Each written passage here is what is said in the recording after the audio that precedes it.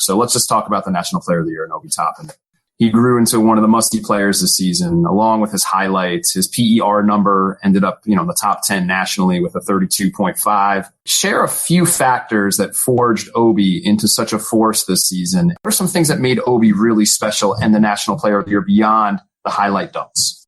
Typically, an A-10 guy is just not going to get that kind of national attention. There was, of course, a big debate between the Iowa fans and Dayton fans about whether Luka Garza should have won these Player of the Year awards over Toppin, and he certainly had better numbers, but Obi's efficiency was just unmatched. A lot of that was because of the dunks, but it's hard to dunk 103 times, 107 times, I think. There were a lot of factors. One, his teammates, give him all those great passes at the rim, especially Jalen Crutcher, who was not only his point guard and main assist man, but his roommate and a really good friend. Those guys called themselves Peanut Butter and Jam, not Peanut Butter and Jelly, because the jam, for dunking. I think part of the reason they had such success this year because they had such big goals. Both of those two players, without me even asking them, the goal of winning a national championship last summer, which I kind of scoffed at because at that point I don't think you could even bet on Dayton. So I was like, well, I don't know about that. I mean, this was a program that hadn't even won the A-10 tournament outside of Dayton Arena in its history. Won one time at UD Arena, but other than that, has really struggled in that tournament. So it's hard to imagine them winning 6 straight in the NCAA tournament. A lot of things going in his way. Great personality, a guy who could handle the pressure and embraced it, embraced being the star, enjoyed it, motivated by all the A-10 opposing crowds heckling him, calling him, chanting overrated over and over again. That kind of got cliched by the end of the year, but never really bothered him. They built a team around him, really.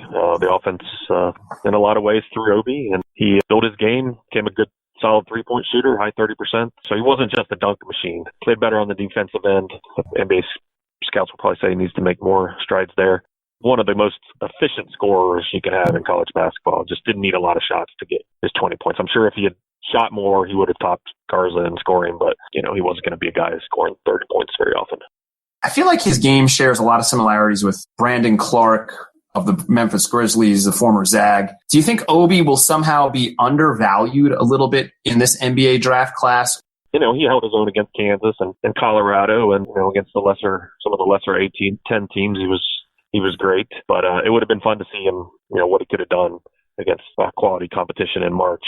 So he didn't get that chance, and I don't know what kind of chances he's going to bring with everything on hold, really. I talked to his godfather / uncle / mentor, Victor Menares, the other day, and he said, he's got his own apartment and with access to a private gym, so that's pretty important. He can stay in shape and sharp as much as he can by himself this spring, but that's going to be the case for everybody. And I don't know how that'll affect how they evaluate these scouts unless they do get some time in May or June before the draft, or if the draft moves back, which could be a possibility, I guess. I think they saw enough. I think he'll be a lottery pick. I just don't know how high.